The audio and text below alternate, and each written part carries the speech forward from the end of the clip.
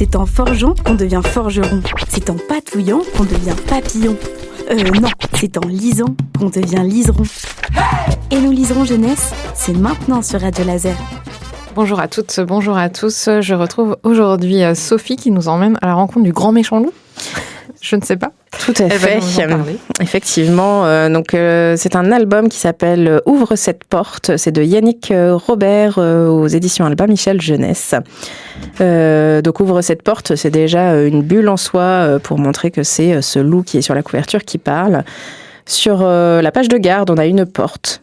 Seule, jaune, à côté d'un décor rouge, enfin voilà.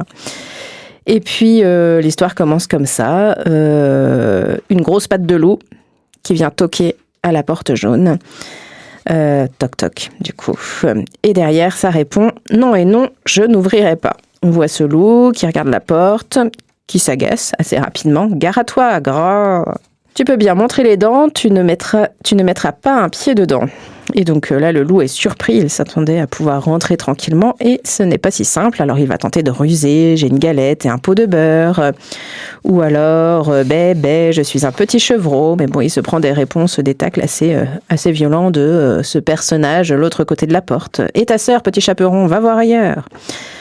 Donc voilà. Ah oui, il se fait insulter, le loup. Il se fait insulter, oui. Il y a du caractère. Il y a du caractère de l'autre côté de la porte. Donc nous, forcément, en tant qu'habitués des contes et tout ça, on a ce loup derrière la porte. On se demande qui est derrière. Alors on a on nous suggère un petit chaperon rouge, on nous parle d'agneau. Pourquoi pas un petit cochon, enfin voilà, on nous parle des bois, est-ce que on se promène dans les bois, enfin voilà.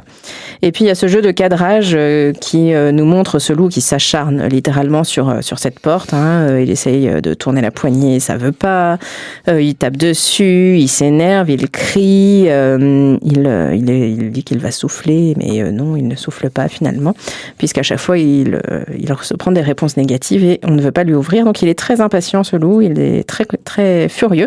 Et ce jeu de cadrage va nous en montrer un peu plus progressivement. Donc on voit qu'il y a une plante à côté de la porte. Donc on se dit, ça n'a pas l'air d'être une porte extérieure, on a l'air d'être à l'intérieur d'un logement, d'une maison, d'un appartement, peu importe. Et c'est pas une cabane, une maison en bois. C'est pas une cabane, c'est pas une maison en bois, voilà. Et puis il y a cette chute, alors vous la révélez ou pas. On va pas vous la révéler, on va vous laisser découvrir, mais en tout cas elle est très drôle. Parce qu'on s'y attend pas.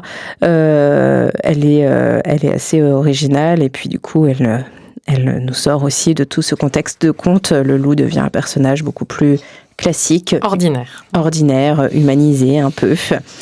Et donc c'est ça qui fait tout l'humour de cette histoire. Donc voilà, on a vraiment toutes ces références au conte, ce discours familier qui vont poser une ambiance. On se questionne, parce que c'est le grand suspense de l'histoire, c'est qui est derrière la porte.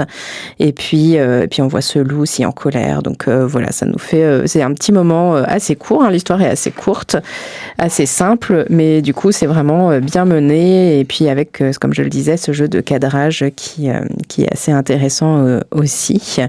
Pour la technique, on se posait la question tout de suite, mais on ne sait pas précisément ce que c'est comme technique. Il y a certainement de la peinture, mais il y a un côté un peu crayon gras aussi. Pastel. Et puis voilà, le loup est drôle déjà en lui-même. Oui, il est pas du tout effrayant. C'est pas un loup effrayant, c'est un loup assez amusant. Et puis voilà, tout repose sur ce personnage derrière la porte dont on ne sait rien et qu'on aimerait bien découvrir. Et donc c'est la chute qui va tout nous révéler. On vous laisse découvrir tout ça, cet album très sympa. Merci Sophie pour la découverte. Et puis vous pouvez le retrouver à la médiathèque de Guichen. À bientôt.